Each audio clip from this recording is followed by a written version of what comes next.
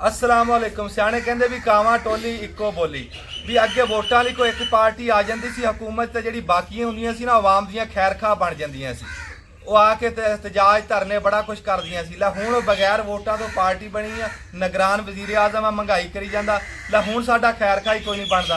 वो किधर गईयां सारियां पार्टियां? 13-14 पार्टियां सी। मरियम नवाज आ, बिलावल आ, फजल रहमान आ, इमरान खान है साडे कोई हाल पुछदा। सानू इन्हां ने जिंदियां नू मारता। लै साडे साडे वास्ते हुण बोलदा ही कोई नहीं। वो लब्भे नहीं लभदे किधर गए।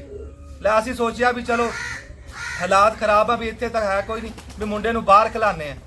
वो 10वीं 12वीं की डिग्री गया पास कराने वास्ते बोर्ड दे विचों। पहली तो लग के 12वीं तक सारे खर्चे किते, जुत्ती कपड़े दे, किताबां दे, पेंसिलां दे, वर्दियां दे। ते बोर्ड दियां फीसां 9वीं 10वीं दियां 11वीं 12वीं दियां वक्रे वक्रे भरियां। उन्हां दी दित्ती होई डिग्री ला आप ही पास करन दा 6000 लै लिया। अपनी दित्ती हुई डिग्री तो उन्होंने तबार है नहीं। फिर लाहौर भेजती, उत्थे 2 दिन जलील होए, मुंह बन के 6000 खर्चा आ गया। 2400 रुपया उन्होंने ले लिया। हजे कहते इस्लामाबाद जानी है, उत्थे डॉलरां फीस देनी है। जे तुसीं सानू इत्थे जीण जोगा नहीं छड्डिया, सानू बाहर जाण जोगा तो छड्ड दो। तो बाहर जाण की सख्याई कर दो। खंड इत्थे 190 रुपये करती, खाद लभदी कोई नहीं, जिमीदार मरिया पिया। बिजली के बिलों ने मारता, बमार बंदे उन्होंने दवाइयां नहीं लभदियां। पेट्रोल डीजल की कीमतां इन्होंने कित्थे करतियां।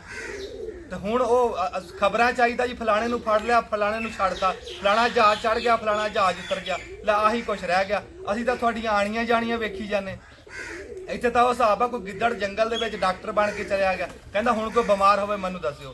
रब्बी खोता बीमार हो गया, वो लिया के उत्थे रखिया। तो वो गिद्दड़ कदी आई नूं नस के चल जा करे कोलों टप के खोते दे, कदी आई नूं 8-10 गेड़े मारे तो खोता मर गया।